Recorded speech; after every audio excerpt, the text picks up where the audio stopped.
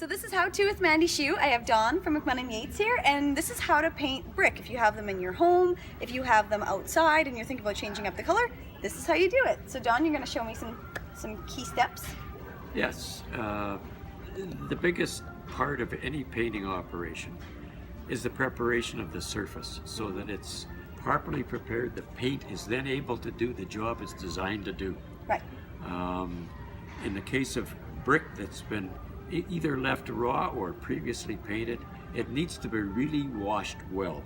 Okay. Now it's a whole lot easier to do that outdoors, where you can use a pressure washer, Yeah. and you're not splashing all the furniture in the dining room. Right. But yes, wash it down thoroughly and let it dry thoroughly once you've done it. If it's been previously painted, we need to know too what the paint is, whether it's an oil-based paint that was on there or whether it's a latex. Generally, latex is the best way to go with brick.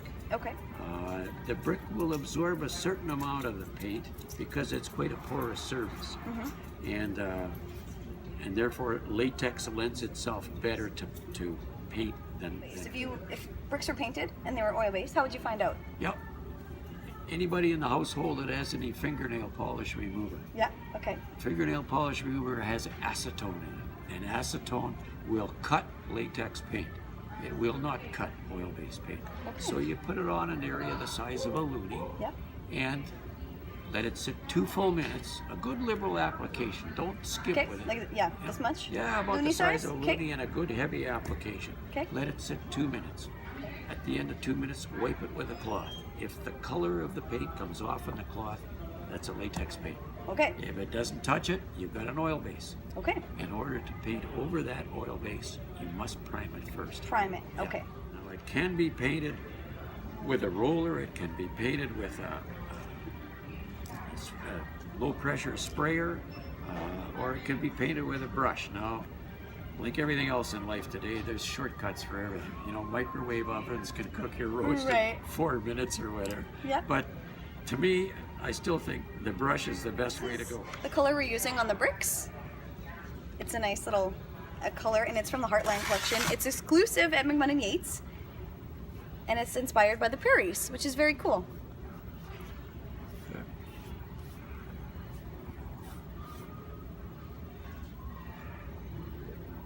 So you're putting it on a little bit at a time. How many coats would you do on brick? Well, if it was interior, Yeah. I'd probably do 2 for sure. Okay. Outside, you know, it's not like people are up close and examining it. You know, from the street, it's going to look fine probably with just 1 coat. Okay. But at the same time, 2 coats would probably give it better protection to the weather. Yeah, you're doing a heck of a job. Would you hire me? Sure. Yeah, the biggest thing is the cleaning. And of course, if it's exterior and there's a lot of dirt and grime in there, a pressure washer with a good cleaner in it is paramount. You've got to get that surface clean or you don't get a good job. And that doesn't matter whether you're painting brick or stucco or a deck or siding, a cedar siding on the side of your home, whatever. Get it clean. Get it clean. Yeah. Okay. Thank you, Dawn. You are most welcome. This is Dawn, McMahon & Yates. Yeah, that's me. If you need any help, come see Dawn.